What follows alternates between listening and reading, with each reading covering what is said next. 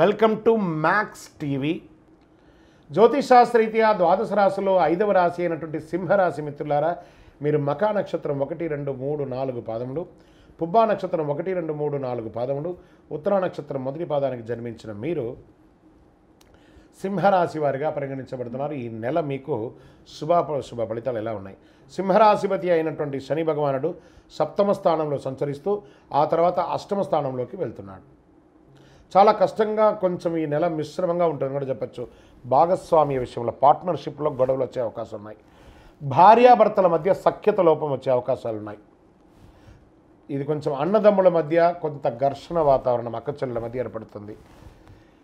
వివాహితులు ఎవరైనా వివాహం కాని వారికి పెళ్లి సంబంధాల కోసం చూసిన వాళ్ళకి కొంచెం పోస్ట్పోన్ అవుతుంది. విద్యార్థులు చాలా కష్టపడాలి. అగ్రిమెంట్ విషయంలో చాలా జాగ్రత్తగా రాసి చూసి వేయండి, లేకపోతే మోసపోయే అవకాశాలు ఉన్నాయి. 2వ స్థానంలో కేతు సంచారం వల్ల కొంత ఆర్థికపరమైన విషయంలో అస్థిరత్వమైనటువంటి నిర్ణయాల వల్ల ఇబ్బంది పడాల్సి వస్తుంది. మనీ ఫ్లోటింగ్ ఈ నెల కాస్త తగ్గుతుంది. వాహనాలు కొనేటప్పుడు కానీ భూమి కొనేటప్పుడు చాలా జాగ్రత్తగా ఉండండి. ఉద్యోగ అవకాశాలు మాత్రం వస్తున్నాయి, కలిసి వస్తున్నాయి. తీర్థయాత్రలు చేసే అవకాశాలు ఉన్నాయి. ఈ నెల ఆధ్యాత్మికంగా పెరుగుతారు. వాహనాలు నడిపేటప్పుడు చాలా జాగ్రత్తగా ఉండాలి. సింహరాశి మిత్రులారా, ముందేమి కోపం ఎక్కువ. ఆ సమాజంలో తిరిగేటప్పుడు కాస్త జాగ్రత్తగా ఉండాలి. ఆహార విషయంలో చాలా జాగ్రత్త ఉండాలి.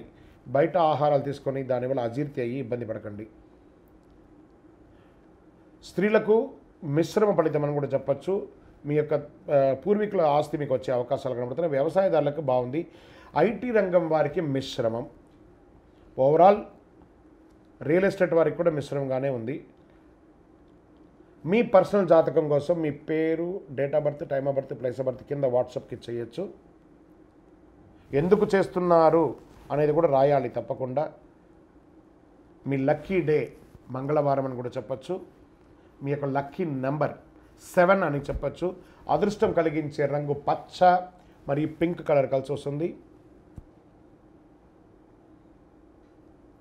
తూర్పు దిశ ప్రయాణాలు మీకు చాలా అనుకూలంగా ఉంటుంది. చంద్రాష్టమం మార్చి 10/3/2024 8:40 రాత్రి నుండి 12/3/2024 8:29 రాత్రి వరకు చంద్రాష్టమం ఉంది. ఈ 2.5 రోజులు జాగ్రత్త. వాహనం నడిపేటప్పుడు, సంతకాలు పెట్టేటప్పుడు, ఎదుటివారితో మాట్లాడేటప్పుడు జాగ్రత్తగా ఉండండి.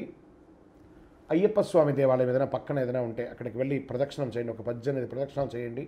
స్వామివారికి కాస్త దేవాలయంలో నెయ్యి దీపం వెలిగించండి. ఇంకనూ సకల దోషాలు తొలగి ఆనందంగా ఉండడానికి నవమూలిక సిద్ధధూపంతో ధూపం వేయండి. ఒక పేదవాళ్ళకి ఒక చెప్పులు కొని దానంగా ఇవ్వండి. మీ దోషాలన్నీ తొలగుతాయి. విజయోస్తు.